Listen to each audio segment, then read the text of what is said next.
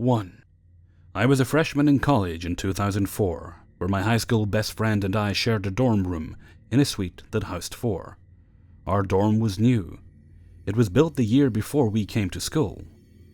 A few weeks after we started college, he and I were laying in our respective beds, both of us falling asleep. He may have been asleep at this point. Sleep never came that easily for me. Lights were out, laptops were closed. We didn't have a TV in our room, the TV was in the common area outside our room. In 2004, we only had Nokia brick phones, so no one was playing on their phone from bed. Like I said, lights out. Anyway, I was just drifting off to sleep, right in that twilight phase between consciousness and dreaming. I awoke to what sounded like a loud mix of twisting metal and powerful electric current. It was coming from within my dorm room, just feet away from the empty space between the foot of my bed and my roomie's bed. As soon as the noise began, I also heard a voice. At first, I couldn't understand what the voice was saying. Not because it was quiet, it was loud. But the words were unintelligible gobbledygook. Imagine a Tasmanian devil from Looney Tunes. Just speaking total gibberish, except this voice was very angry. It sounded malicious, evil. The voice cut right over the loud metallic electric sound and reverberated as if it was coming through a large PVC pipe. Eventually, I understood the words, cocksucker motherfucker, and a few more curse words. The voice and the clanging went on for maybe a total of 10 seconds. Then everything went silent. I laid in bed, with the covers over my face for what seemed like forever. Eventually, either I or my roommate asked the other if they had heard the voice. We both did. At some point, one of us mustered the courage to turn on a light and check out the room. We thought maybe someone had been playing a prank on us. We checked for speakers in our air vents, checked our laptops to see if some pop-up ad had played a sound, and explored other scenarios. We eventually asked the guy in the room next to us if he had heard anything. He was a quiet guy, and we didn't suspect him of pranking us. He hadn't. To this day, I have no idea what that was. 2. This happened about 45 minutes ago. I arrived home about 7:45 from dropping my child off at school. My 18-year-old stepson had already left for class, so it was just me and my dog Bo. I let him out. Then a few minutes later I stepped outside as well to have a smoke. I live in a slightly rural small town. I have several close neighbors, but we all have large yards. My house and my neighbors on the other side of me are situated close to the road. There's busier traffic in the mornings and early evenings, but it's nothing compared to city traffic. Occasionally, folks will walk by or ride by on bikes. I finished my smoke and was watching my dog play, when all of a sudden, something by the chain-link fence between our yard and the road caught his attention. At first, I thought it was our cat or maybe another animal was walking by. He started to run to whatever it was, not aggressively, but really interested and alert. That's when I saw the shadow of a person walking down the road. I watched this shadow for maybe 5 seconds before my view was obscured by my porch. I walked further down into my yard. It's a good-sized yard, maybe 20 to 25 feet towards the fence. And I don't see anyone. There are no cars, no neighbors out, and no one walking down the road.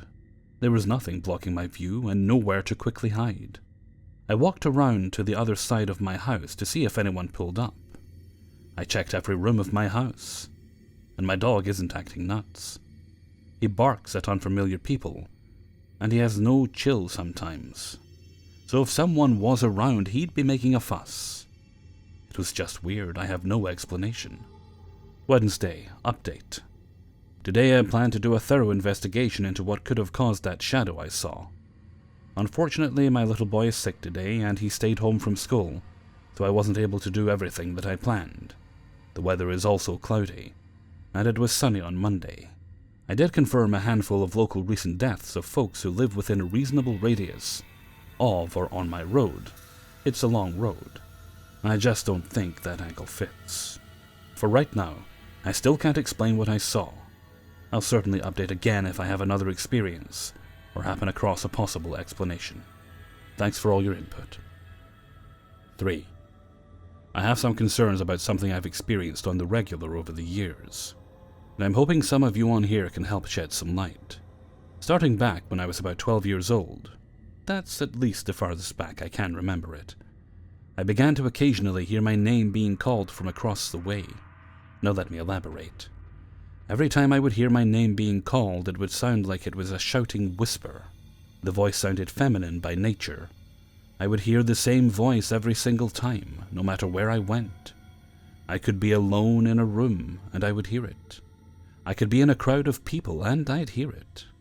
I've never felt threatened by this voice. In fact, I'd feel a sense of comfort when I would hear it, but then, immediately after, when I couldn't figure out where this voice was coming from, I'd panic. After a while of hearing this lady's voice, I decided I was hearing things, and I began to ignore it. I'd hear it every so often still, but I would pretend like I didn't hear it. The voice would still call me once every few weeks. Okay, fast forward a few years to when I'm 16. I'm 25 now.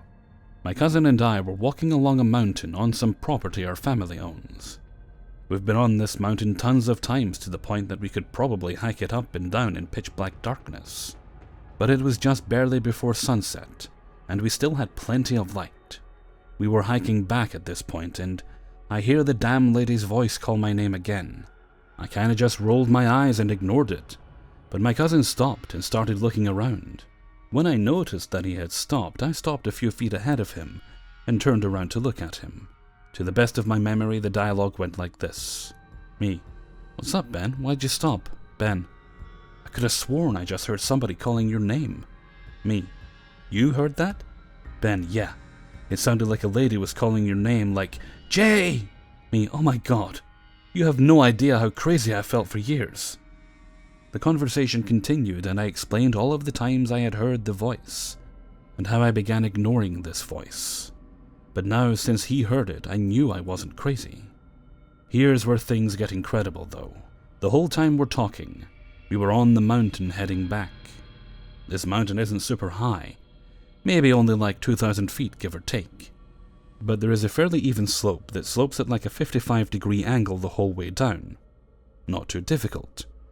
When we heard the voice, we both stopped. And it wasn't until after we talked about my history with this voice that I noticed about 3 to 5 feet ahead of me was a natural optical illusion. I can't explain it perfectly, but sometimes in the mountain you get random points that are just sheer drop-offs. 3 to 5 feet in front of me was a ledge that dropped down about 10 to 12 feet. I didn't notice it while walking, because the angle we were walking and the terrain made it look like the normal, gradual slope, an optical illusion. Now 10 to 12 feet wouldn't have killed me, but if I had stepped off it without realizing what I was doing, I could have been seriously injured. The one and only reason we stopped was because we heard that voice. Now, I've been reading up on an entity referred to as guardians or protectors. I was wondering if anybody here could elaborate on what it could have been. Now, I should specify that I don't want religious answers. I was raised Christian, but I don't practice. Help me out, please. What could this voice be? 4. I've always been able to see and sense things that others can't. My mom and her sisters are the same way too. I guess I get it from them. I was about 17 and my mother, mom, and I moved into a family friend's house. I consider the family friend another mom to me. I've known her and her 3 kids since I was born. Her and my mom were pregnant together. Anyway, before we moved in with her and her kids, she had let her mother-in-law stay at her house to die. She had advanced stage oral cancer and only had months left. She had been very abusive to her own kids back in the day, and considered herself a very devout Christian woman. But she was a hypocrite, because she was so horrible to everyone. She died a slow, painful death. She said she was scared to die because she knew she had been a horrible person, and felt like it was too late to ask for forgiveness. She was sure she wasn't going to heaven. So she held out as long as she could. The blood even started to pool in her legs, but she still held on. Finally, she let go after months. Then we moved in the next year. There was 5 kids and 3 adults, only 2 bathrooms. Sometimes I'd have to use the hallway bathroom, and I felt so afraid in there for no reason. I felt like someone was staring very intensely at my naked body. When the soap would blind me, I'd feel more terror because I couldn't see if something was there. I'd rush out of there so fast. I thought it was all in my head, but the fear was so intense and relentless. I slept down the hall in my room I shared with my younger sister, my other mom's daughter. I'd lay awake unable to sleep, like always. One night I felt an energy gathering, like before a bad storm or something. It was thick and oppressive. I tried to ignore it, but as I laid there frozen in fear, it kept amping up more and more. That's when I decided, whatever it was about to do something big. I yelled for my sister, and as soon as I did, it all stopped. Like my voice broke whatever it was doing. Another night, I was laying in bed. My dresser was sitting against the head of my bed, and it violently shook like someone was shoving it and pushing it. I jumped up and ran into my mom's room where I slept for a week. I felt disbelief, like this is all too extreme. It can't be happening to me. One night, my best friend came over and slept in my bedroom with me. I was sleeping, and she told me that she had woken up in the middle of the night, terrified out of nowhere, and looked at the bathroom in my room and saw the door slightly swinging open and closed. My final experience in that house was after I started to realize who it might be that was haunting the place. I think the old lady never moved on because she was afraid, stuck, still holding on. So I'm in the room trying to sleep, and I start hearing these weird little sounds. I thought maybe the ceiling fan was kind of blowing a paper in the room or something. I felt paranoid, but told myself I'm being silly. I kept my eyes shut, and it continued. I opened my eyes, and it stopped. I'm like, okay, I'm gonna test this out. So I opened and closed my eyes randomly in different intervals. As soon as my eyes would shut, it would start. No matter how much I spaced out my patterns of opening and closing my eyes, I started to feel fear when I realized this. I knew for a fact it's not normal, but I needed to sleep for school the next day, so I forced myself to ignore it. I guess she decided that wasn't good enough. Suddenly, I felt like someone was staring at me again from above my body. I scrunched my eyes closed as hard as I could and pulled the covers to my chin. Next thing confirmed it was her. I heard a very weird voice yell, "Hey!" into my freaking ear. I sat up. My eyes burst open. Nobody there. Swoosh sounds stopped too. The way it had felt when it hit my ear almost felt like breathing against my face, but it wasn't air. It felt like a static charge went off. I think she used her energy to do it, EMF energy or whatever it is. I decided this all had to stop. I was done living in fear. I gently said out loud, "Please stop bothering me. You're really fucking scaring me." Then I felt some guilt, cause if she's stuck, she's probably desperate.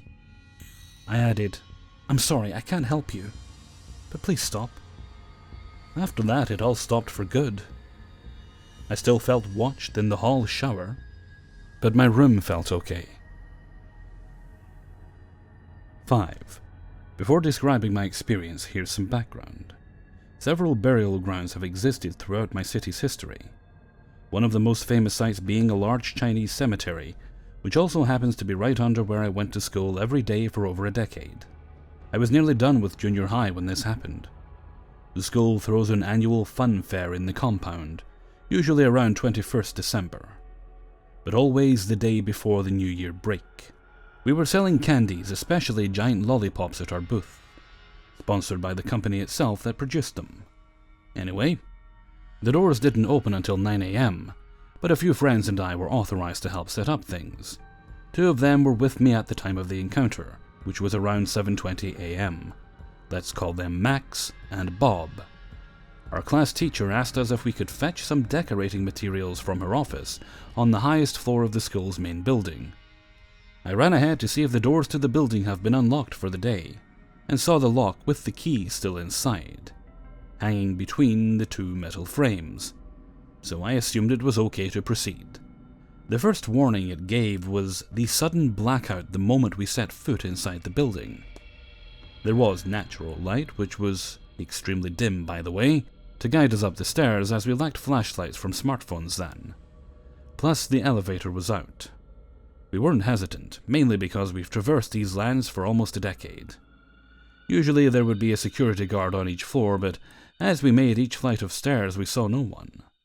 Maybe they've left their posts to help with the fare.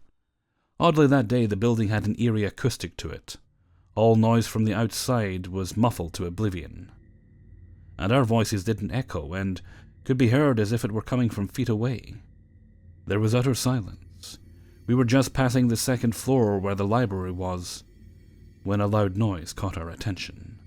We were partly daredevils then, so we had to check it out. The glass exterior of the library was completely intact, but the hydraulic door of the boys' toilet at the end of the long hallway was stuck open. We argued if someone had just went inside, but surely the door would have retracted by the time we had seen it. Something was holding it open. I could barely make out who or what was there, since there was little light coming from in the only large window, which was all the way back beside the stairs. With an important task at hand, we chose to move on.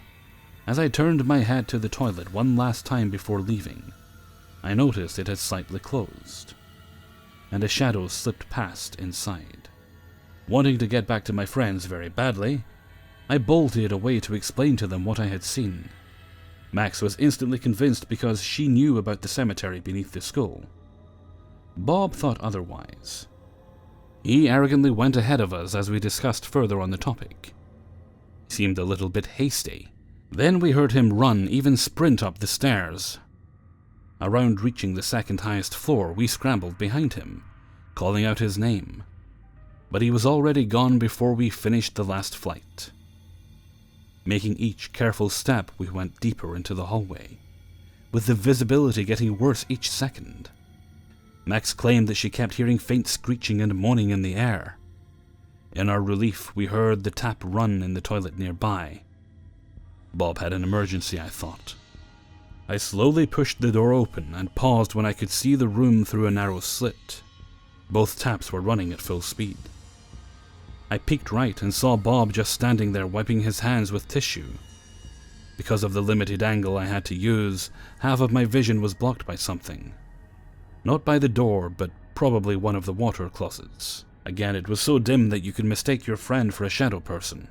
I am sure to this day that Max was behind me when I saw a bundle of hair fall between Bob and in our view, with a set of bony fingers with nails as long as a few inches, running down as if someone unclipped their hair from a bun, and then tried to straighten them. As my heart sank, I called out for Bob, and the figure vanished into the darkness.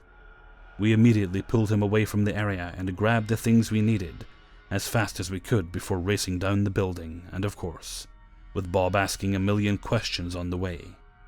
So that was the encounter. We never wanted to talk about it afterwards. The colors were so diluted by that point into the dark that there was only pitch black and deep grey for contrast. Throughout the years we've heard rumors about the feeling of being watched while doing business in the toilet, especially in the boys' room. I'm pretty sure that was the entity of a woman, possibly elderly, who preys on young boys in the toilet, just staring at them for her pleasure. Hey everybody, Hellfreezer here, and thank you very much for listening to 5 True Paranormal Stories, episode 93. And thank you very much to everybody who allowed me to use their stories in this video. I'll just issue the weekly reminder if you have any questions for the upcoming Q&A for episode 100, and please do just pop them in the description of either this or any video, or you can send them through Twitter, or probably not Facebook because I haven't checked that for ages, or email, or whatever is most convenient. Probably the description of the video is most likely the most convenient way, but whatever works best for you. Since this is a week's spookier video, I want to recommend a couple of films I actually watched recently. because why the hell not? I need something to talk about in my outros. They are both Annihilation and Cargo. Cargo is based on a very excellent short film made in 2013, which I think you can actually, I'm sure it's still up on YouTube. You should be able to find the channel that's hosting it on here. It's about 7 minutes long, and it's set in Australia, post-zombie apocalypse, as many short films are these days, and it's a very popular subject, and it's a story of a father trying to get his child to safety before he becomes a zombie. Shockingly, the film Cargo, made by the same people, also set in Australia, but this time not starring the same cast, although I'm fairly sure, in fact, I'll bring up the page here just so I can check my facts. Andy Rodoreda, Rodoreda. I apologise if I'm ruining that. But he played the lead role in the short film, and he is actually in this as well, playing, I'd say, quite an important role. Not a huge role, but he's in the film a couple of times. Plays a character called Riverfather, and you'll definitely know who that is when you see him. The other one is Annihilation, starring Natalie Portman, and it's a very peculiar film. Many odd things happening, but it's also very, very scary. Especially there's a scene in it with a bear, and it's set in this place, inside this thing called the Shimmer. And it's been expanding for quite some time, this thing, and there's a number of groups that have gone in. The latest group is all women. Natalie Portman's not the leader, she's one of the sciencey people. And they're trying to find out what's causing this thing. It turns out within here, everything gets reflected? No, it gets refracted. And like everything, absolutely everything goes in there. Not just light, but people themselves, the very, very genetic makeup of living organisms can get refracted. So the bear itself is actually a little messed up, but it gets even more messed up by something that happens in the film. I won't spoil it, but it's quite horrific. It's one of the actual scariest scenes of the film, and it's very well done, very mysterious, and I highly recommend it. And that will be the end of Hellfreezer's Film Corner Friday, and both of those are available. They're available on Netflix UK. I think Cargo is available worldwide. I'm reasonably sure Annihilation is too. Okay. And of course, if you want to watch the Cargo short film, that's on YouTube. So, okay, and with that, I'm heading off for now. So until next time, thank you very much for listening, and take very good care of yourselves.